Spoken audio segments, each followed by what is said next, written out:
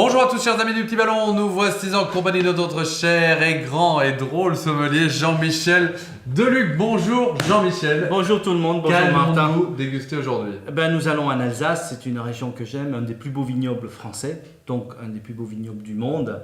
Et nous allons déguster un des meilleurs cépages qui soit, pour moi, à mon avis, le Riesling. Parfait. Et nous sommes donc de la famille Catin. Une petite question, de quel village vient ce vin? Vottlingshofen. Pas mal, bien joué. Vottlingshofen, je ne sais pas si je le prononce bien, mais Bien joué, effectivement. en tout cas. Je ne pensais pas que vous arriveriez.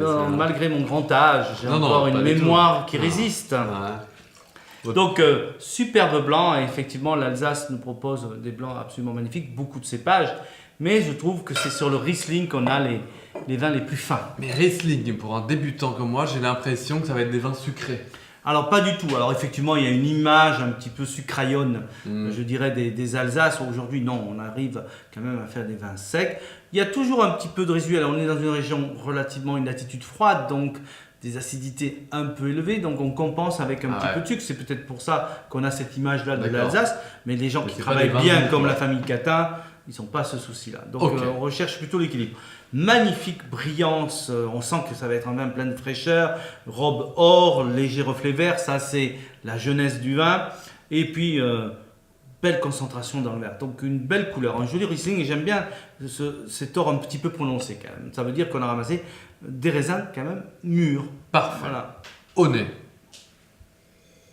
Voilà, c'est la finesse, c'est fin, c'est exceptionnel les Riesling.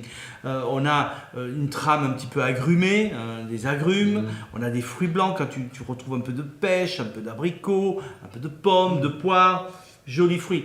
Minéralité, alors là elle n'est pas très prononcée, c'est plutôt bon signe.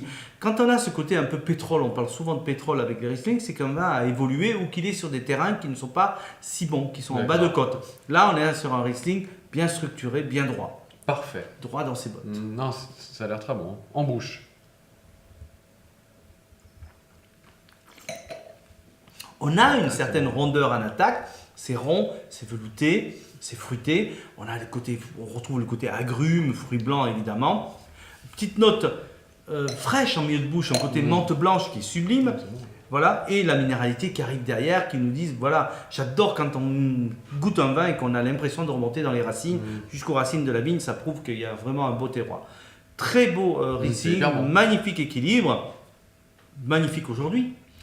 Bien sûr, mais comment déguster ce Riesling? Alors, on va sortir de la cuisine alsacienne. Bien évidemment, la cuisine alsacienne, si vous voulez faire de la choucroute, Beckerhof, Coco Riesling, truite, etc., pas de problème, c'est très bon. Mais je pense que c'est un grand vin blanc et qu'il mérite toutes les cuisines. Moi, là, on est en saison de coquilles Saint-Jacques, des beaux poissons, voire même légèrement crémés. On n'a pas besoin d'avoir des choses trop compliquées.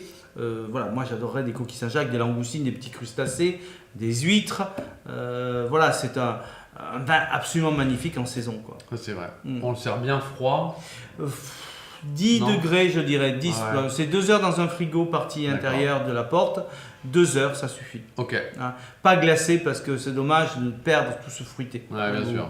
Vous réduisez un petit peu les arômes lorsqu'on sert trop frais. Bon, en tout cas, c'est une belle surprise, ce Riesling. Voilà, fromage de chèvre aussi, hein, si vous aimez les fromages, ça va très bien. Et ben, merci Jean-Michel pour cette Donc, merci à la famille Catin qui nous fait un Riesling absolument sublime. Bien évidemment, et merci à vous de nous faire découvrir ces bonnes bouteilles. Donc, Alsace Riesling 2015, magnifique. Bonne dégustation. Bonne dégustation.